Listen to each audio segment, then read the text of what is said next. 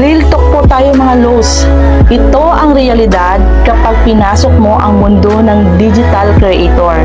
Huwag mong aasahang susuportahan ka ng ibang taong nasa paligid mo o ang ibang totoong kakilala mo.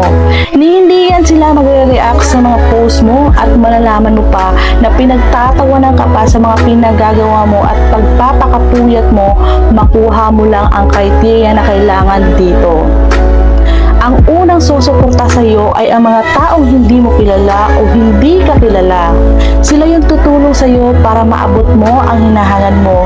Sila yung mga kapwa natin, content creator. Yung mga kakilala mo, saka lang sila maniniwala kapag kumikita ka na dito.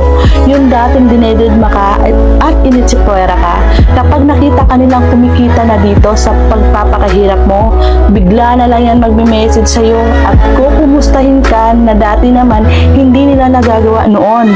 At kapag bumitaw ka naman agad o sumuko sa ginagawa mo dito, sila yung unang tatawa o pagtatawanan ka sa pagpapakahirap mong ginagawa dito.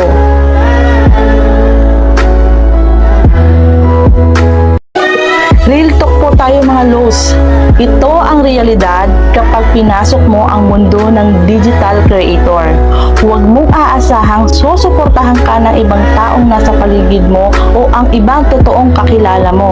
Hindi yan sila magre-react sa mga post mo at malalaman mo pa na pinagtatawanan ka pa sa mga pinagagawa mo at pagpapakapuyat mo, makuha mo lang ang criteria na kailangan dito.